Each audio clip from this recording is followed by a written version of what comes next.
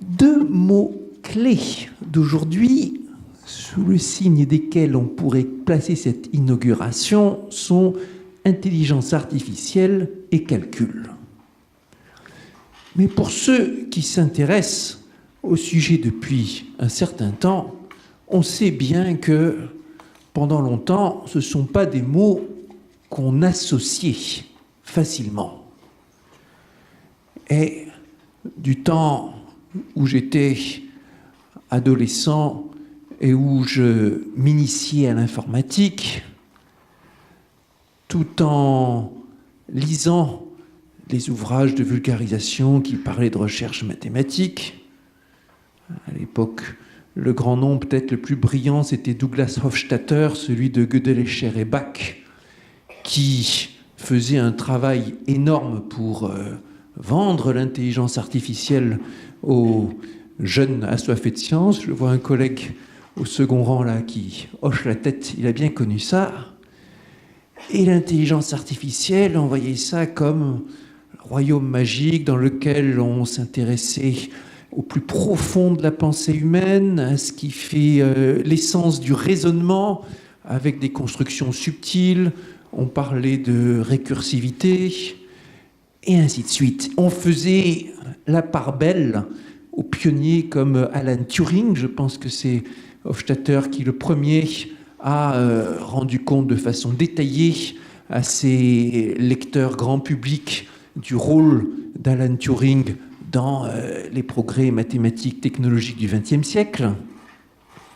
On s'enthousiasmait pour les possibilités offertes par des langages de programmation ad hoc, le Lisp, le Prolog du collègue français Kolmerauer, et tout ça semblait extrêmement subtil, alors que le calcul, ça paraissait être un sujet bourrin, excusez-moi du terme, où personne n'était vraiment enthousiasmé d'aller, on le mettait de côté, on séparait bien calcul des bons concepts mathématiques. Et puis, au fur et à mesure que j'ai avancé dans la carrière scientifique, j'ai pu voir, comme tout le monde autour de moi, à quel point le paysage était changeant. Je me suis orienté dans un domaine qui semblait très conceptuel, équation aux dérivées partielles à la française, avec beaucoup de concepts et très peu de calculs, ou aussi peu que possible. Et je me suis aperçu, au bout d'un certain temps, à quel point j'avais besoin de calculs, y compris de calculs lourds, pour aider mon intuition sur certains modèles de physique mathématique. Je me suis lancé dans la foulée de ma thèse à faire des partenariats avec un spécialiste de calcul universitaire, Francis Filbé, et j'ai pu voir combien, sur certains sujets, certaines questions précises, le résultat de gros calculs pouvait faire changer ma vision du problème, y compris au point le plus théorique. Et puis, en ce qui concerne l'intelligence artificielle, je croyais que j'avais choisi une voie qui finalement en était très différente. Et j'ai vu, avec surprise, que petit à petit, l'intelligence artificielle prenait des orientations fort différentes de ce que j'avais repéré quand j'étais adolescent, ou plus tard, dans mes jeunes années de scientifique.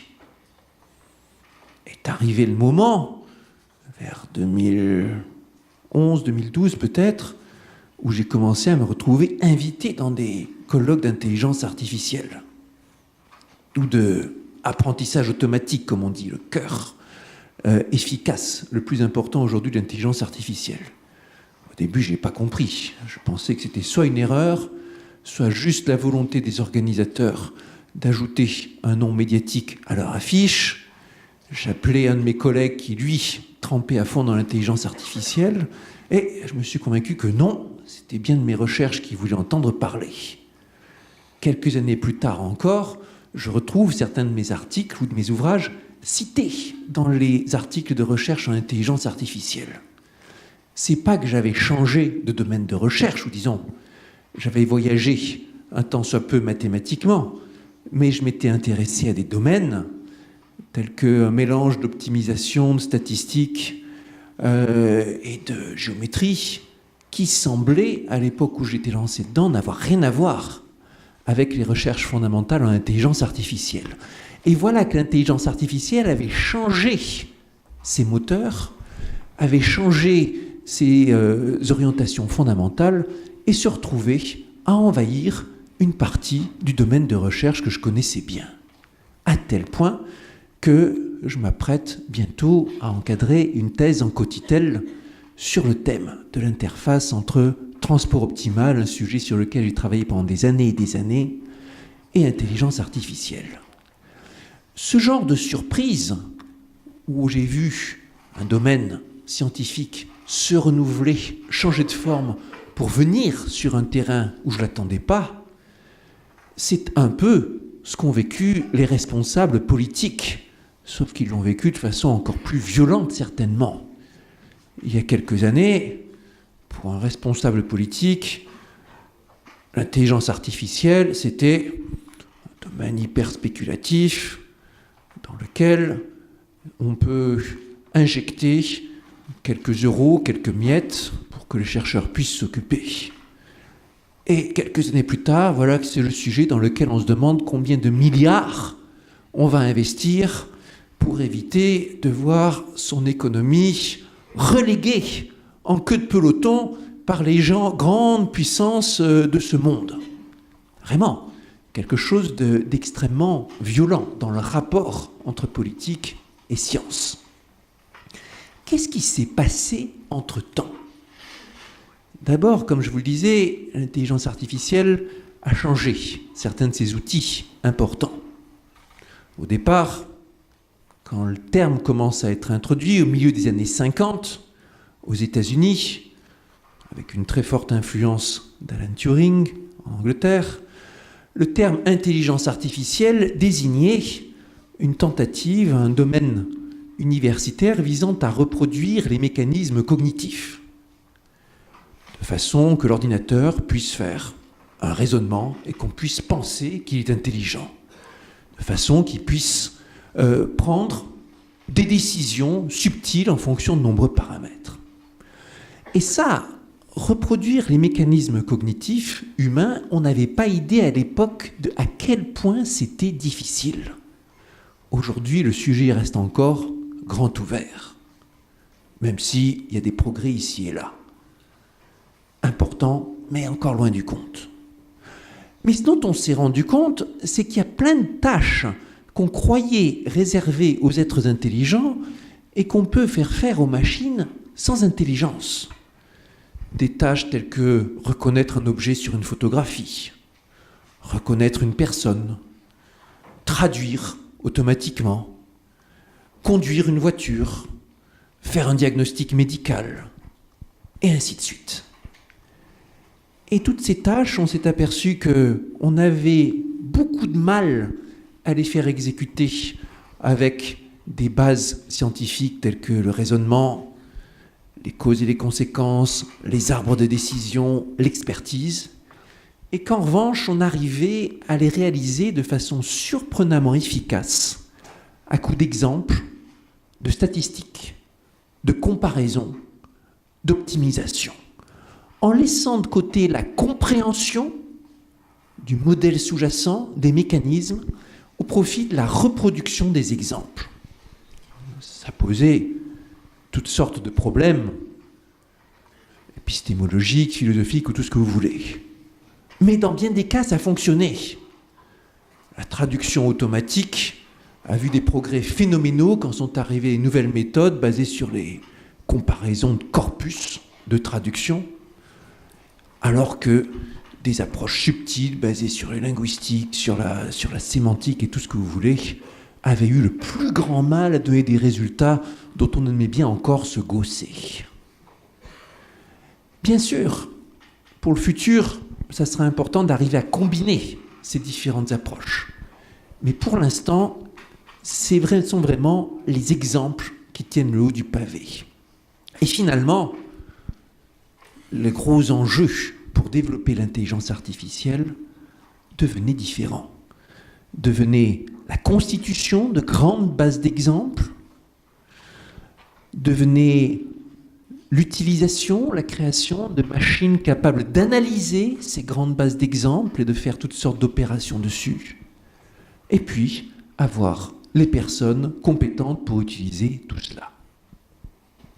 Alors, ces trois ingrédients, des personnes compétentes, des grandes machines à calculer et des grandes bases de données, sont vraiment les trois ingrédients aujourd'hui qui vous permettent de mener une politique d'intelligence artificielle, de la développer en relation avec l'industrie, de lui confier toutes sortes de tâches. Et c'est une approche radicalement différente, ou fort différente, de celle qu'il y avait il y a encore quelques décennies. Pourquoi ces algorithmes basés sur les exemples, ils marchent aussi bien maintenant alors qu'on ne les attendait pas il y a encore quelques années?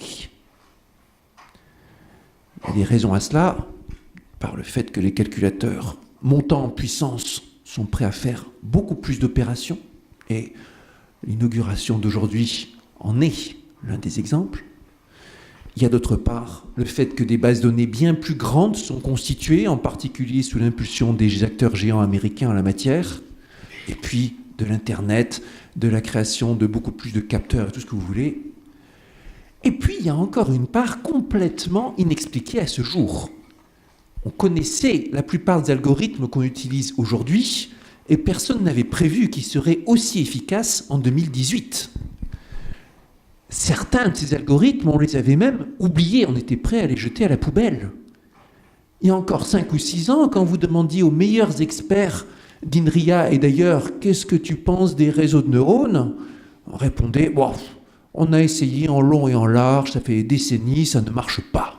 Il faut faire autre chose.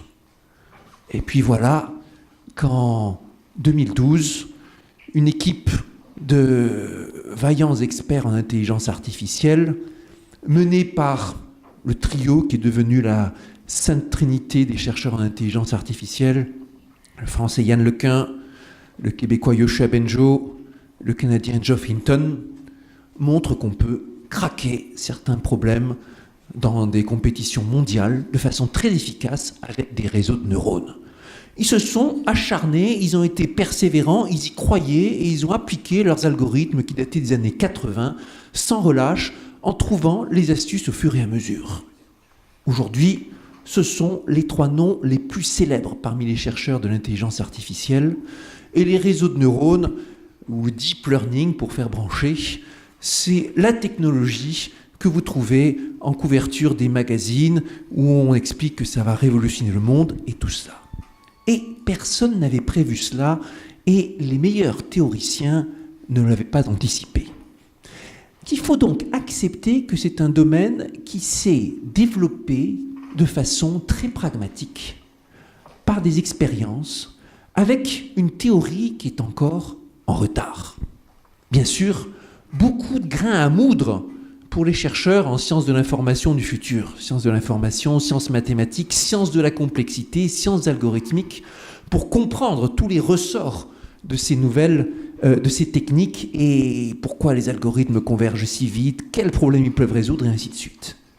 Mais en attendant, force est de constater qu'il y a de nombreuses opportunités de développement, des produits qui marchent de mieux en mieux et une course internationale qui s'est accélérée et un train qu'il faut prendre. Et le rapport qui m'a été confié par le gouvernement sur l'intelligence artificielle, son objectif c'était ça. Dans ce contexte très changeant, pour des technologies qui vont impacter, qui vont avoir des implications importantes pour la société, pour l'industrie, pour le rapport entre citoyens et État, qu'est-ce qu'il faut faire pour que la France et l'Europe rattrapent leur retard, pour que l'utilisation de l'intelligence artificielle n'aboutisse pas à des régressions sociales, mais à du progrès. On a abordé cette question avec une vaillante petite équipe pendant 6 bons mois. L'équipe était constituée de 6 personnes avec un bon panel de compétences. 3 d'entre eux étaient plutôt experts en sciences de l'ingénieur ou sciences mathématiques, dont un vrai expert d'intelligence artificielle qui est plongé là-dedans depuis quelques décennies. Et puis, la moitié était spécialiste en sciences humaines et sociales. 3 travail et ainsi de suite. Et c'est le genre de combinaison qui convenait pour aborder ce genre de sujet qui est à la fois très technique et très sociétal. Et on a cherché à faire un panorama. Au fur et à mesure des centaines d'auditions, on comprenait qu'il fallait élargir le spectre le plus possible et passer en revue les aspects de recherche, d'industrie, d'emploi, de formation, les aspects éthiques, et tout et tout. Et on a cherché à définir cette vision, poser des jalons aussi pour la suite. Et à parler d'actions fortes sur la stratégie nationale. Monsieur le préfet, vous les avez rappelés tout à l'heure. Action pour la recherche, création de centres très compétitifs, action sur le calcul, mise en place de certains secteurs prioritaires, augmentation des possibilités de passerelle entre le monde universitaire et le monde du privé, un gros accent sur la formation, un gros accent sur la coopération européenne. Et des moyens, bien sûr. Tout à l'heure, quelqu'un évoquait, Monsieur le Président, je crois que c'était vous, le différentiel entre le milliard alloué par l'État à ce plan et les 15 milliards mis sur la table par Alibaba. Certes, mais d'une part, d'un côté de l'argent public, de l'autre de l'argent privé, d'un côté la contribution de la France, de l'autre la contribution d'un acteur majeur chinois. Et il faut bien avoir en tête que sur des enjeux aussi énormes, c'est pas la France, si vaillante soit-elle, et si reconnue soit son expertise en mathématiques et dans tous les secteurs de l'intelligence artificielle, qui va pouvoir être en compétition avec la Chine. C'est bien au niveau de l'Europe que la bataille se joue. Un ordre de grandeur au-dessus. Et les 10 milliards qu'une Europe peut mettre sur la table, les 10 milliards que j'espère qu'elle mettra sur la table aussi en investissement calcul, là, peuvent être compétitifs en masse par rapport à ce qu'un acteur à la taille d'un continent comme la Chine peut mettre sur la table. Dans cette grande compétition, si on reprend les 3 facteurs que j'évoquais, le premier, les compétences humaines. Nous en avons beaucoup en France et nous les formons bien. Nous sommes réputés pour cela. C'est bien la raison pour laquelle tant de puissances étrangères ont installé leur laboratoire d'intelligence artificielle en France récemment, avec quantité d'annonces d'acteurs américains et d'acteurs chinois, mais aussi asiatiques plus généralement, Fujitsu, Samsung et autres. Et puis l'anglais DeepMind, qui est lié à l'américain Google. S'ils viennent s'installer ici, c'est bien parce qu'il y a de la ressource. Matière première la plus importante qui soit en la matière, l'intelligence humaine. Ça doit nous réjouir, ça doit aussi nous inquiéter. Parce que si tous ces acteurs embauchent nos meilleurs chercheurs au prix qu'ils peuvent mettre sur la table, c'est-à-dire des salaires qui sont 2 fois, 3 fois, 10 fois parfois supérieurs aux salaires que nos institutions universitaires ou de recherche peuvent mettre sur la table, vite notre écosystème sera asséché. D'où un formidable défi pour nous, qui est de tout mettre en œuvre pour l'attractivité de nos postes universitaires en la matière, nos postes des grands instituts de recherche, avec la possibilité de coopérer davantage avec les entreprises, avec la possibilité d'avoir à disposition des facilités pour effectuer les recherches, des statuts simplifiés, une organisation européenne attractive avec la mise en place d'un réseau où nous pourrons échanger nos enseignants, nos jeunes, et puis la possibilité de collaborer avec les pouvoirs publics, d'être entendus. Simplement, beaucoup de chercheurs dans ce genre de domaine partent dans des institutions privées parce qu'ils se disent juste qu'ils ne sont pas écoutés et qu'ils veulent avoir un impact sur ce genre de technologie qui transforme le monde. Donc un gros défi pour nous sur ces cerveaux. Deuxième enjeu, calcul. On a besoin de beaucoup de puissance de calcul, de beaucoup de mémoire, de cloud. On a besoin d'une façon qui soit souveraine, au sens où ça profitera à notre industrie de calcul, notre industrie de cloud, et là il faut parler à l'échelle européenne, notre industrie de façon générale d'intégration d'outils sophistiqués de calcul. On estime que le retard d'investissement en la matière en Europe par rapport au continent américain, il est au moins 10, peut-être 20 milliards d'euros. Et on a besoin de ce genre d'investissement pour tenir la compétition. Quand on demande à certains de nos chercheurs qui quittent le système universitaire pour passer chez un Google, chez un Facebook, on leur dit « Qu'est-ce que tu trouves là-bas qu'il y a de mieux ?» Et on vous répondre « Il y a plein de grands projets, tout le matériel à disposition que je peux avoir, que je peux rêver, et puis la possibilité de faire des calculs comme je veux. Pas besoin de s'inscrire sur une liste d'attente et d'avoir mon résultat après plusieurs semaines, après avoir négocié le projet. Je fais les calculs du jour au lendemain, et avec une puissance dont j'aurais jamais rêvé. » Et si on voit calcul de nos jours sur ce type de sujet, c'est plus simplement quelque chose par quoi des grandes entreprises peuvent vérifier un processus industriel fignolé jusqu'au moindre détail à partir d'un modèle qui a été élaboré pendant des mois.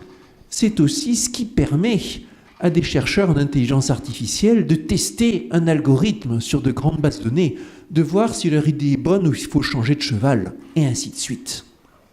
Donc là, un gros enjeu. Et puis, en troisième, il nous faut des grandes bases de données. En la matière, les géants des plateformes américaines et chinoises en ont plus que n'importe qui. Mais il s'agit de données personnelles. Il y a un gros enjeu qui est encore en train de se jouer sur les données sectorielles. Les données de santé. Les bonnes plateformes de données de santé ne pourront se faire qu'avec un croisement des données de l'hôpital, des données de médecine de ville, des registres administratifs, des données de médecine du travail, comme j'ai entendu ce matin dans un éloquent plaidoyer de M. Puzeau, et ainsi de suite. Croiser toutes ces données, c'est un défi pour tout le monde, avec un enjeu technique, pour avoir les bonnes plateformes, les bons formats, la bonne cybersécurité, enjeu majeur. C'est aussi un défi légal et éthique dans un continent qui se méfie des fichiers de données plus que n'importe lequel. C'est enfin et surtout un défi de confiance. Et la puissance publique aura un rôle majeur à jouer pour inciter les différents acteurs à partager leurs données.